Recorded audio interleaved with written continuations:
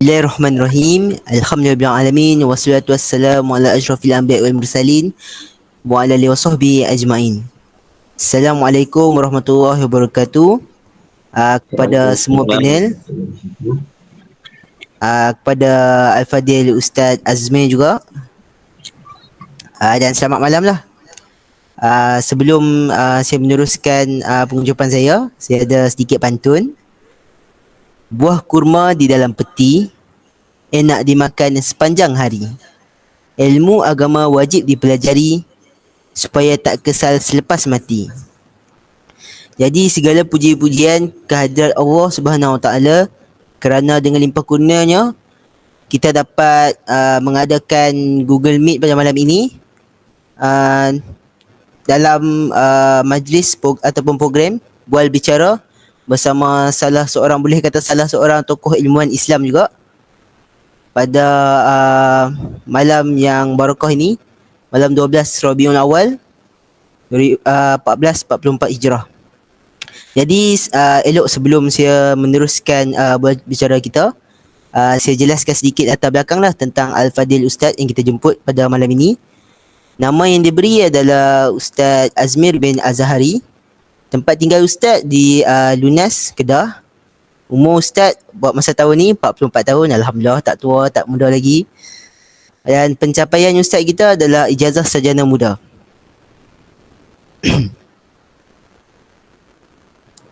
Jadi bersama saya, rakan-rakan seperjuangan saya, Muhammad Daniel Izham, yang lagi segak bergaya memakai baju Melayu putih, dan Muhammad Akbar bin Muhammad Zahir yang memakai baju Melayu kuning lah.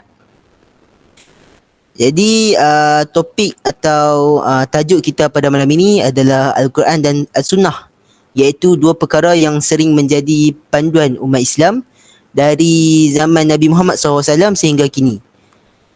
Seperti mana hadis yang bermaksud, aku tinggalkan kepada kamu dua perkara dan kamu tidak akan sesat selagi mana kamu berpegang dengannya, iaitu kitab Allah, Al-Quran, dan sunnah Nabi Muhammad SAW. Hadis riwayat Imam Malik.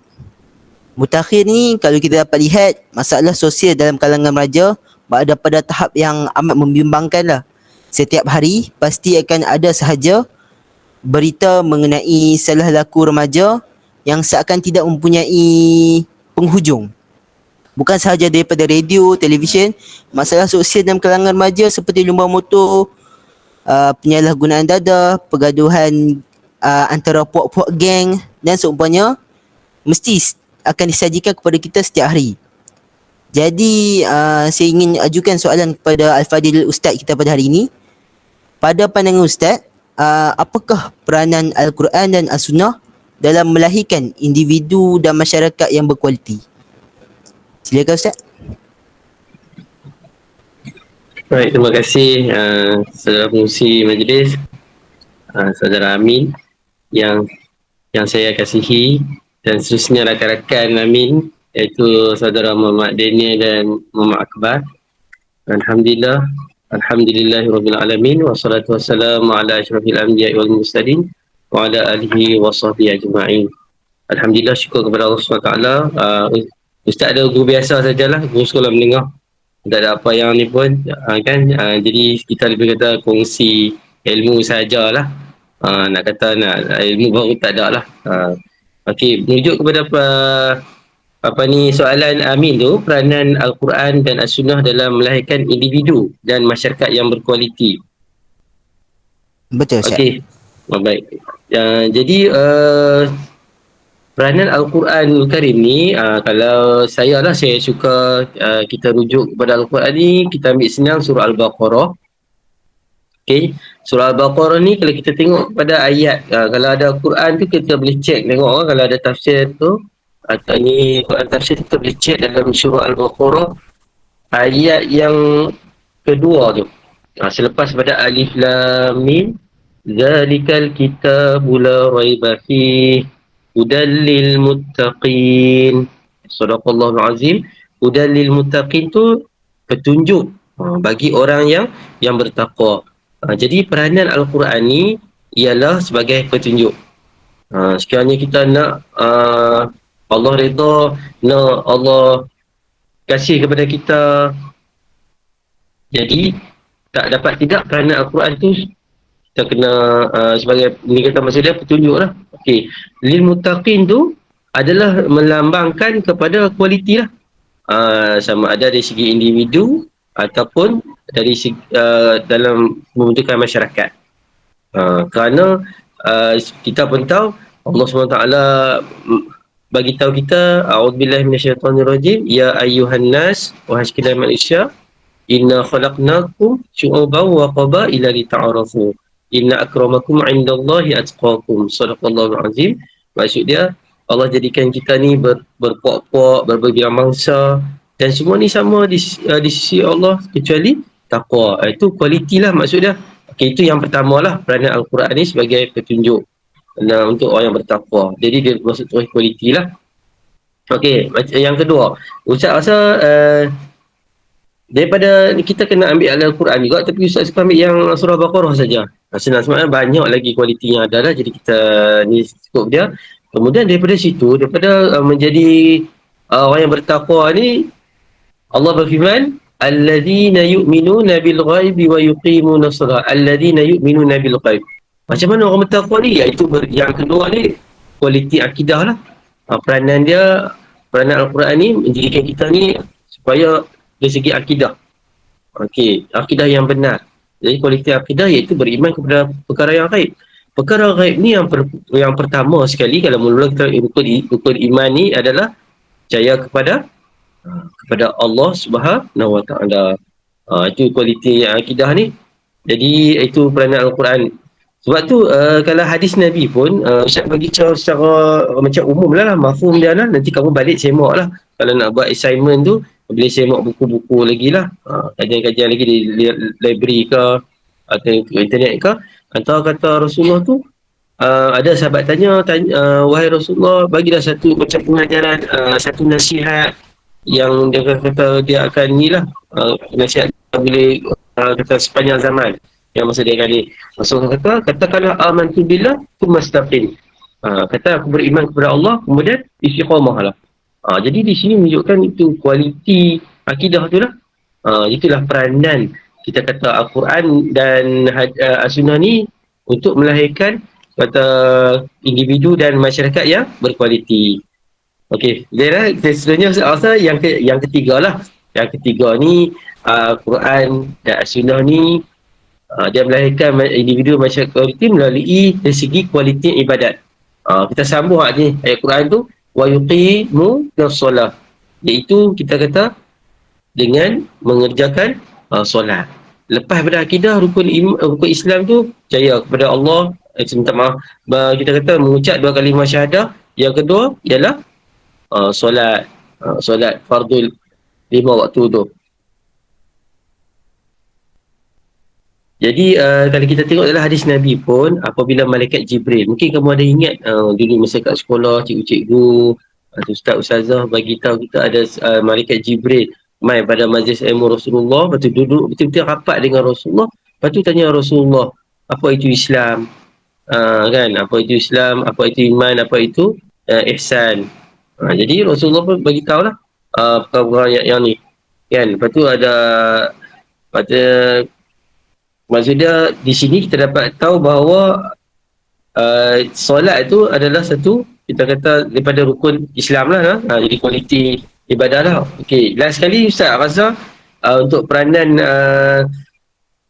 Al-Quran dan Sunnah ni dalam membentuk individu dan masyarakat kualiti ni ialah Al-Quran ni dia memandu kita dari segi untuk kualiti akhlak, kualiti akhlak, adab.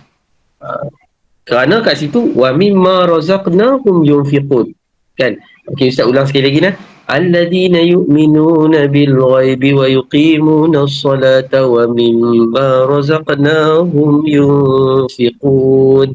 Maksud dia wa razaqna wa mimma razaqnahum yunfiqun tu maksud dia kita banyak memberilah. Mana Allah bagi kita rezeki, apa kita infakkan di jalan Allah, bagi cara kita sedekah, mungkin kita wakaf, mungkin kita hibah, kita tabarruk. ta'awun, semua istilah-istilah muamalat ni kamu dah belajar lah kan. Jadi ini bagi ustaz lah adalah kualiti akhlak. Kita saling bantu membantu, wa ta'awanu 'alal birri wat taqwa wa la ta'awanu 'alal ithmi wal udwan. Hendaklah kita saling tolong bantu membantu ke arah kebaikan dan jalan takwa kan. Jadi Al-Quran pun kita kata melarang kita supaya melakukan riba dalam muamalat, kerana riba ini menindas. Dari setiap segi, dari segi ekonomi ke, dari segi kemasyarakatan ke, tak boleh mengumpat, tak boleh memfitnah. Jadi semua kualiti kita sangat hebat lah. Sangat sampaikan, kita kata United Nations lah, bangsa-bangsa bersatu pun mungkin tak boleh buat macam ni. Macam kita kata kualiti macam sebaik Al-Quran dan Sunnah, kerana dua perkara ni adalah kita kata wahyu Allah Subhanahu Wa Taala. Setakat tu dulu lah. Terima kasih. Okey, baik Ustaz. Kita serahkan kepada panel kita, Akbar. Ya, saya. Okey. Terima kasih Ustaz atas penerangan yang sangat bermakna kepada kami, dan apa yang saya dapat simpulkan daripada apa yang Ustaz ingin sampaikan sebentar tadi adalah Al-Quran dan Sunnah ni merupakan panduan utama kepada umat Islam, dan senang kata atau senang disebut Al-Quran ni berperanan dalam menyebarkan agama Islam dan berpaksikan Al-Quran dan Sunnah kepada generasi seterusnya. Izinkan saya memetik satu hadis daripada Utsman bin Affan radhiyallahu anhu, bahawa Nabi Muhammad SAW bersabda, sebaik-baik kamu adalah orang yang mempelajari Al-Quran dan mengajarkannya kepada orang lain. Riwayat Al-Bukhari. Okey Ustaz. Seperti yang kita tahu, individu Muslim merupakan harapan ummah yang perlu dipupuk dan dididik dengan akhlak mulia menerusi pendekatan Al-Quran dan Al-Sunnah secara efisien, efektif dan komprehensif. Tapi bukan saya saja yang dapat lihat, mungkin Ustaz juga dapat lihat ramai remaja Muslim pada zaman kini yang terlibat dengan keruntuhan akhlak, walaupun mereka telah diberi pendedahan pada ajaran Islam sejak di bangku sekolah. Dalam Islam telah digariskan bahawa pembangunan modal insan kelas pertama adalah melandaskan asas-asas Islam, iaitu akidah, syariah dan akhlak. Jadi, persoalan saya, sejauh manakah Al-Quran dan As-Sunnah dapat menjamin kestabilan masyarakat majmuk di negara kita? Apa pendapat Ustaz? Baik. Terima kasih kepada Muhammad Abbas atas soalan tu tadi. Boleh tahan ke soalan kamu ni tu? Soalan Amin pun hebat, soalan Abang pun hebat kan. Kebat ni kan. Sekolah menengah ni kerja kebat aja. Jadi cara kamu tanya tu memang kebat lah. Banyak dia punya stimulus yang Ustaz nak kena fikirkan. Okey. Jadi balik pada soalan Muhammad Abbas tadi, sejauh manakah Al-Quran dan As-Sunnah dapat menjamin masyarakat majmuk di negara kita? Macam tu lah lebih kurang lah. Okey, kalau nak kata sejauh mana ni bagi Ustaz, sejauh mata memandang lah kot. Sejauh mata memandang, okey, kita kata dia tak bertepi lah. Dia tak bertepi kerana syariat, peraturan dibawa oleh Al-Quran dan Sunnah ni, dia tidak ada sempadan masa, dia tidak ada sempadan geografi, dan tak ada sempadan bangsa ke, keturunan apa semua. Dia sesuai untuk semua, kerana dia ini kata Al-Quran ini dan hadis ni ajaran Islam lah. Maksud dia bersifat alamiah dan syumuliah sehingga kepada hari kiamat. Sebab itu kita sejauh mana tu memang confirm lah. Memang confirm dia menjamin kita kata masyarakat majmuk ni menjamin hak asasi masyarakat majmuk. Jadi jangan risau. Kalau dalam negara tu dia ada umat Islam dan non-Muslim, confirm non-Muslim tu terjamin hak asasi dia.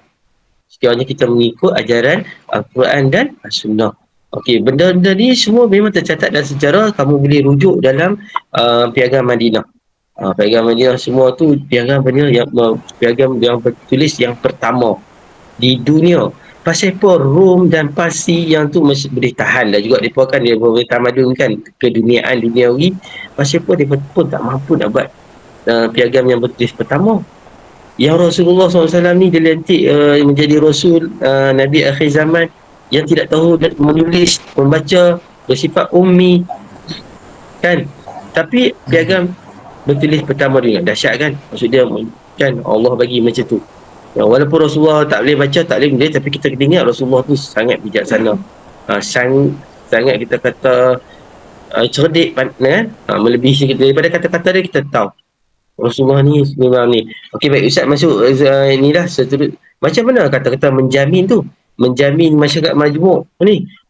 Berdasarkan Quran dan Sunnah jamin. Okey, kalau kita Ustaz suka kembali kepada surah Baqarah, senang surah Baqarah ni kita buka selak Quran awal-awal itulah. Okey, antaranya Ustaz dapat kesan di sini. Kalau kamu boleh tengok situ kan, kalau ada Quran di tangan kamu tu, kamu boleh tengok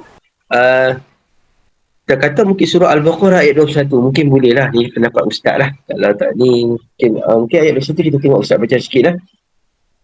A'udzubillahi minasyaitonirrajim.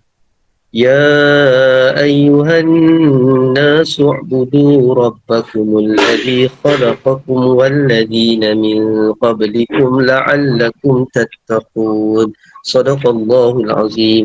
Di sini Allah berfirman, Allah bagi tahu kita, wahai sekalian manusia. Wahai sekalian manusia tu maksudnya majmuk lah. Dia tak kira bangsa apa, dia tak kira wahai orang Arab, wahai orang apa-apalah, Parsi ke, orang Rom ke. Ya ayuhan nas, wahai sekalian manusia, sembahlah Tuhan kamu, iaitu Allah lah, yang Allah jadikan dan sebelum kamu. Maksudnya kita ni semua adalah sama di sisi Allah. Allah yang betulnya kena sembah Allah, sebab Allah ni Tuhan semua. Tuhan yang kita masyarakat majmuk tu kan. Di sini kita masyarakat majmuk dia, tapi kita agama apa kan, dia mungkin macam tu. Dia boleh Cina Islam, India Islam, lagi Islam dia tak. Dekat sini maksud dia Allah SWT dia melayan kita lah, melayan sangat. Jadi manusia sejagat, masyarakat majmuk. Okey, asal itu yang satu Al-Quran sendiri kan. Sejauh mana tu, sejauh tu lah, sudah jauh lah tu kan. Kalau ni kalau semua, kalau kita tengok PBB, Ustaz tahu pasal apa suka bagi contoh PBB kot, sebab dia ada badan yang ni kan. Dia kalau kuasa veto negara mana, kuasa veto kau boleh tengok kan, dekat situ pun dah nampak dah.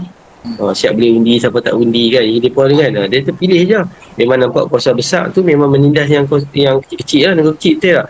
Tapi Allah SWT tengok layan kita macam mana. Ini masyarakat majmuk kan. Okey, dia tak ada ni. Okey, seterusnya Ustaz rasa yang kedua mungkin kamu boleh tengok dan firman Allah dalam surah Al-Baqarah juga. A'udzubillahi minasyaitonirrajim. La ikraha fid din. Maksudnya Sadaqallahul Azim, tidak ada paksaan dalam beragama. Ni hak asasi juga. Pasal apa? Pasal telah jelas. Watabayyana rusydu minal ghayy. Telah jelas yang mana kita kata ni rusydu, kita kata yang kita kata sebenarnya yang hak ke yang batil tu kita dah tahu dah. Jadi kalau nak pilih itu ke, cuma terima balasan lah. Manusia ni kan makhluk yang dia kena ambil risiko lah. Apa kita kata, sama ada dia nak beriman atau tak nak beriman. Makhluk yang diberi pilihan. Jadi maksudnya dalam masyarakat majmuk ni macam tu lah. Kita tak boleh nak memaksa orang. Itu pilihan dia, betul tak? Tapi kalau bila masuk Islam, dia kena ikut undang-undang Islam lah. Okey, Ustaz rasa yang tu lah. Yang kedua untuk menjawab pasal masyarakat majmuk ni, jamin ke tak jamin? Confirm jamin. Okey, yang ketiga ni surah Al-Baqarah juga ayat 29, apa yang dalam ni kita tengok lah. Ayat 29 ni tak marah Ustaz nak cek Ustaz. Okey, ayat 29 ni. Okey, Ustaz baca dulu. A'udzubillahi minasyaitonirrajim. Huwallazi khalaqa lakum ma fil ardi jami'a. Sadaqallahul azim. Maksudnya, dan dialah, iaitu Allah ni yang menjadikan bagi kamu apa saja ma fil ard, apa saja di muka bumi. Mungkin dari segi hasil mahsul yang sumber galian, hasil hutan, apa saja benda-benda yang untuk kamu. Laku dia tak kata untuk bangsa, sesuatu bangsa aja. Dalam Quran ni kan, maksud dia di sini dari segi mungkin ekonomi, mungkin dari segi apa kita kata, Ustaz nampak dari segi itulah. Jadi dia menjamin masyarakat majmuk tu di sini universal dia tu kita boleh nampak. kan? Dia bukan bersifat kebangsaan. Okey, untuk satu bangsa Arab saja contoh. Okey, yang keempat Ustaz Salah, mungkin di sini sejauh manakah kita kata menjamin Allah duk pesan dalam surah Baqarah ni banyak jagalah MOU. Kita kata perjanjian. Kalau kita buat perjanjian ni kita kena jaga. Allah pesan kat siapa? Bangsa mana kalau kita perasan dalam surah Baqarah ni? Bangsa Bani Israel. Bangsa Bani Israel. Oh, tu. Ya Bani Israel adkuru ni'mati allati an'amtu alaikum. Wa awfu bi'ahdi ufi bi'ahdikum wa iyaya farhabun. Sadaqallahul azim. Allah tu ingatlah Ustaz beritahu mafhum je lah. Orang Bani Israel ingat nikmat Allah yang Allah bagi. Satu jangan apa ni jangan kata mungkiri janji kan. Allah dah buat semua dah, apa yang dia nak tu Allah dah bagi dah apa semua. Jangan, tapi berkali-kali setiap kali janji, setiap kali tu dah di apa ni kita kata dia dicapati dia gini lah maksudnya dia mungkiri. Jadi macam mana? Jadi maksudnya Islam ni dia suruh orang Islam pesan kata jaga perjanjian MOU buat. Jadi tu masyarakat majmuk.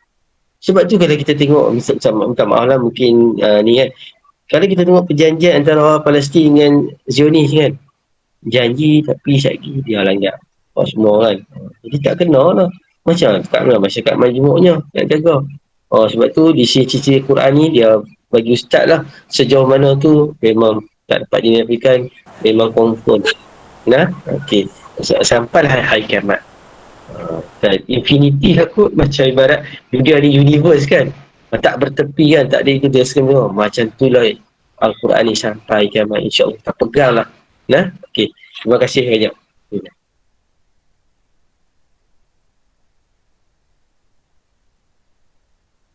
Okey, Assalamualaikum Ustaz. Okey, seterusnya Ustaz, sebagaimana yang kita ketahui, Al-Quran dan As-Sunnah ni dia bukan sahaja diperlukan dalam bidang agama, malah ia melingkupi semua, dia merangkumi semua aspek kehidupan, sama ada politik, sosial dan ekonomi. Hal ini kita dapat lihat amalan dan takbir urus ekonomi yang semakin banyak berunsur perjudian dan riba. Islam pun sudah mewartakan judi dan riba sebagai sumber ekonomi yang terlarang dalam usaha manusia mengejar habuan keduniaan. Seperti Allah berfirman dalam surah Al-Baqarah ayat 275 yang bermaksud Allah menghalalkan jual beli dan mengharamkan riba. Sebagaimana yang kita ketahui, banyak isu yang timbul dalam sektor ekonomi moden disebabkan manusia tidak patuh pada prinsip ekonomi yang digariskan dalam Al-Quran. Perbincangan tentang kekuatan dan keharusan pelaksanaan ekonomi politik Islam, kita perlu lihat menerusi panduan utama kita iaitu Al-Quran dan Hadis. Hal ini disebabkan oleh bidang ekonomi politik Islam telah menjadikan Al-Quran dan Hadis ni sebagai dasar utama pelaksanaan. Oleh itu soalan yang ingin saya ajukan kepada Ustaz, apakah punca terjadinya masalah sosial dalam kalangan remaja di negara kita? Baik, terima kasih saudara Muhammad atas soalan tu tadi.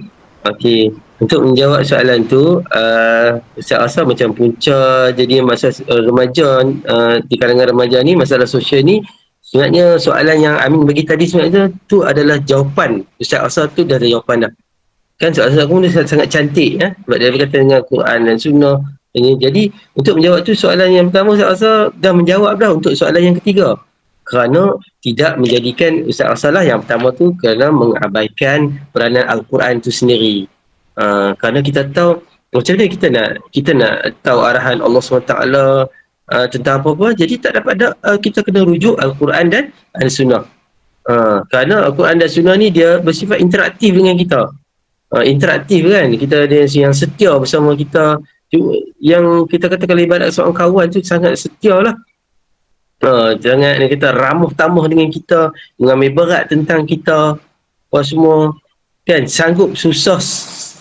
Kalinya senang ni banyaklah kawan kan, tapi susah ni agak sikit. Tapi Quran ni sana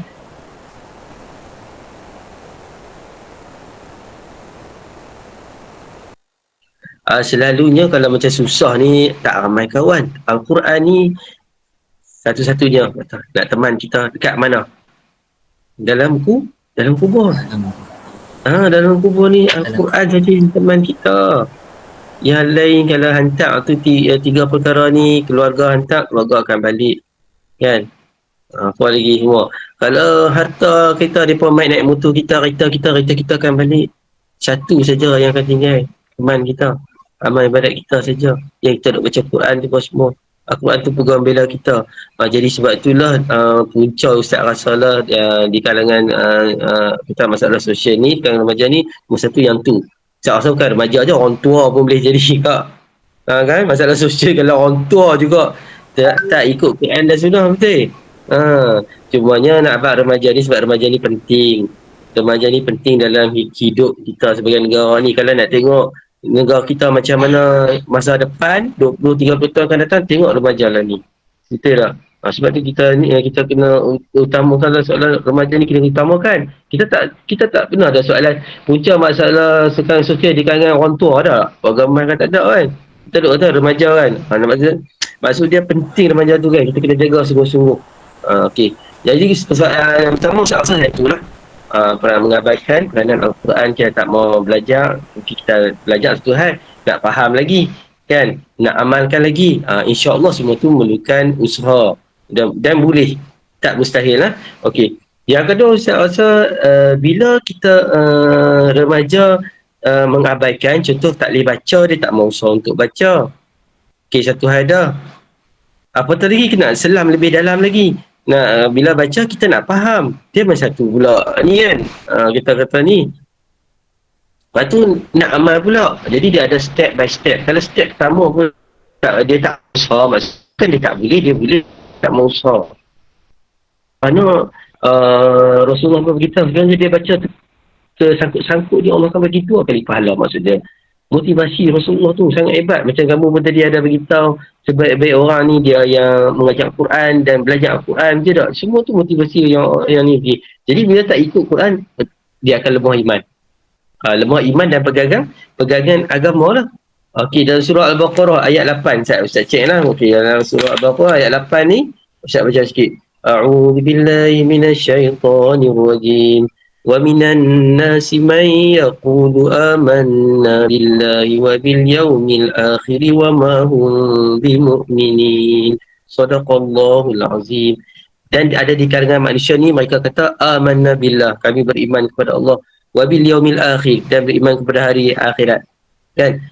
Wa hum bimu'minin, dan kan mereka tidak beriman. Mereka kata mereka beriman tapi mereka tak beriman. Maksud pun ini ciri orang munafik. Kan? Tidak tak takut dengan apa yang arahan daripada Quran kan. Mereka nak selindung. Jadi bila jadi macam ni, kita akan lemah iman. Jadi tu menyebabkan gejala sosial ni dia tak takut lah nak buat. Dia sosial ni kita kata apa, di kalangan remaja ni mungkin apa dia? Contoh gejala sosial ni mungkin kamu pun tahu kan. Kamu lebih mengetahui ni kan. Okey, jadi sebenarnya tanggungjawab kita lah. Kita kena ni lah kan. Sekejap kita tengok soalan yang sudah kuat dah kan. Okey, seterusnya Ustaz rasa yang ketiga ni, Ustaz bagi senarai 4 jalan lah. Okey, yang ketiga ni kita tak ambil berat dengan mungkin remaja ataupun Ustaz nak fokus pada remaja dulu lah. Remaja mungkin tidak mengambil kisah tentang tazkiyatun nafs, penyucian hati. Rasulullah SAW pun Ustaz beritahu mafhum lah dalam hadis kan, kata dalam badan manusia ni ada sekutu daging. Kalau sekutu daging tu dia baik-baiklah seluruhnya. Kalau sekutu tu kita kata tak elok, maka tak eloklah seluruhnya. Ketahuilah ada sekutu daging tu ialah hati. Okey, dalam Quran pun Allah beritahu. Ustaz baca dulu lah. A'udzubillahi minasyaitonirrajim. Fi qulubihim maradun fazadahumullahu marada. وَلَهُمْ عَذَابٌ أَلِيمٌ بِمَا كَانُوا يَكْذِبُونَ صَدَقَ اللَّهُ الْعَظِيمُ. Fi qulubihim, maksudnya dalam hati mereka ni sakit, maradun. Fazadahumullah, Allah akan tambah lagi sakit tu. Nampak pasal apa? Dia pun tak mau usaha. Remaja kalau tak mau usaha, dia tidak akan hati tu lagi hitam tu kita kena cuci. walaupun kita dengan ayat ni untuk macam orang munafik, tapi kita boleh pakai untuk yang seterusnya. Kita menjadikan dia umum kan. Untuk dia remaja pun boleh. Kalau kita dah tahu, remaja dah tahu hati dia kata ada kehikaman tu, dia kena ada usaha untuk bertaubat. Dia ada usaha untuk bertaubat kepada Allah. Kita cakap tu nafs tu. InsyaAllah dengan izin minta pertolongan Allah apa semua, boleh elok daripada gejala sosial ni. Siapa mana ada ni kata semua Allah uji kan ikut kemampuan masing-masing. Ustaz yang itu dia kena ni.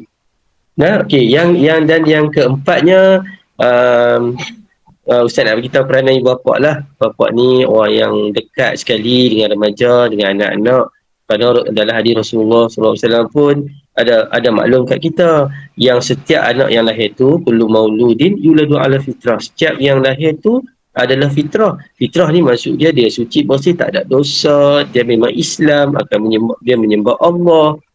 Kan? Fa abawahu, maka ibu bapa dia yang menjadikan dia tu seorang, kita kata pada zaman Nabi tu kita kata jadi orang Yahudi ke, jadi dia Nasara ke. Tapi tak apalah, cukuplah dua tu.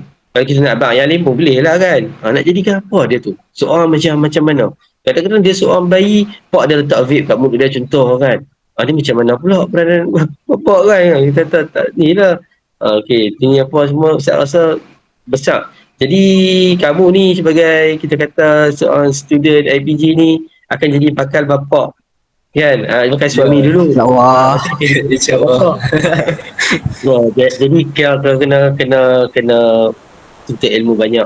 Ilmu semua dah, kita ilmu dah belajar dah. Amin dia belajar dah dulu, kahwinan apa semua kan. Dan Ustaz Azhar Daniel dengan ni Pak Akbar pun dah belajar dah. Jadi kena belajar. Dia kata kan, aku nak kahwin ni baru nak ni. Sekarang dah kena belajar dah. Ustaz Azhar macam kamu tiga orang ni dah memang dah kemas dah lah. Kalau boleh macam ni, Masya Allah. Boleh tanya soalan pun macam ni, memang hebat lah. InsyaAllah akan boleh jadi suami bapa yang ni lah. Nah, okey, sama-sama lah. Ustaz Azhar kat tu dulu saya jawab lah. Terima kasih.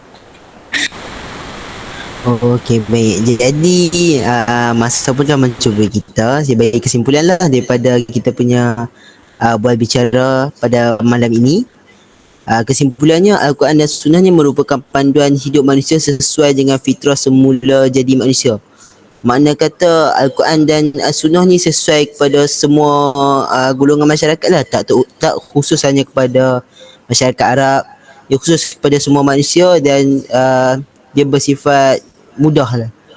Dia boleh diguna pakai oleh semua masyarakat, contohnya dalam contoh masyarakat India, China, semua boleh menggunakan peranan Al-Quran dan As-Sunnah ni. Dan antara punca juga Al-Quran dan As-Sunnah ni tidak digunakan dalam oleh remaja pada zaman sekarang ni sebab mereka semua ni tak didedahkan lah oleh peranan ibu bapa dan juga sebagainya. Jadi manusia ni akan mendapat rahmat dan keselamatan hidup di dunia. Hilang aku. Ada. Teruskan. Jadi apa? Tadi saya kat mana? Tadi dekat mendapat rahmat. Jadi manusia ni akan mendapat rahmat dan keselamatan hidup di dunia dan di akhirat, beramal dengan ajaran yang terkandung dalam Al-Quran dan Al-Sunnah. Maksudnya kata kita sebagai umat Islam ni kena menggunakan Al-Quran dan Al-Sunnah lah. Jangan sampai kita terpesong dengan ajaran-ajaran sesat. Sebaliknya manusia akan jerumus dalam kesesatan jika meninggalkan tuntunan Al-Quran dan Al-Sunnah. Jadi sekian saja bual bicara kami pada malam ini. Dan ribuan terima kasih lah ribuan terima kasih diucapkan kepada Al-Fadhil Ustaz Azmi kerana sudi memberi perkongsian ilmu tentang peranan Al-Quran dan Sunnah ni dalam jiwa remaja pada zaman sekarang. Jadi kita tutup majlis kita dengan tasbih kifarah dan wal'as.